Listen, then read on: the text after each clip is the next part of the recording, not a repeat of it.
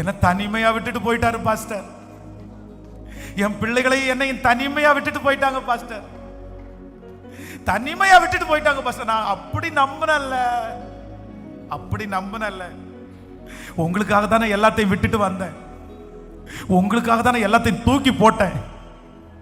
ஆனா நீங்க யாருக்காக தூக்கி போட்டீங்களோ, யாருக்காக எல்லாத்தையும் உதறி தள்ளி விட்டு, இந்த ஒரு நபர், இந்த ஒரு ஃபேமிலி, இந்த ஒரு கூட்டம், இல்லைன்னா இந்த ஒரு வேலை, ஆனா இன்னைக்கு எல்லாரும் தனியா விட்டுட்டு நான் தனிமையாக்கப்பட்டேனோ.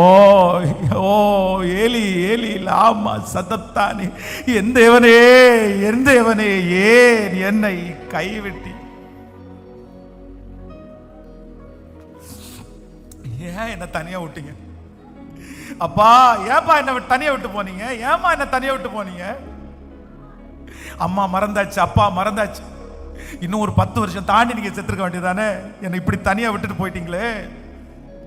இந்த வலி சிஸ்டர், பிரதர், என் மகா, இது உனக்கு மட்டும் இல்லப்பா. இந்த வலியை நீ மட்டும் சுமக்கல.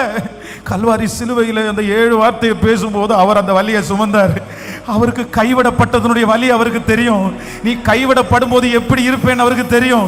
நீ எல்லாராலையும் கைவிடப்படுவது எப்படி இருக்குன்னு தெரியும்.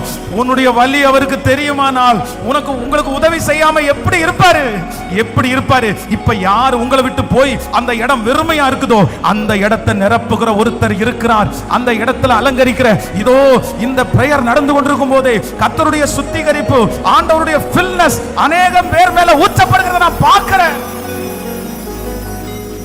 ஓ ஹalleluya.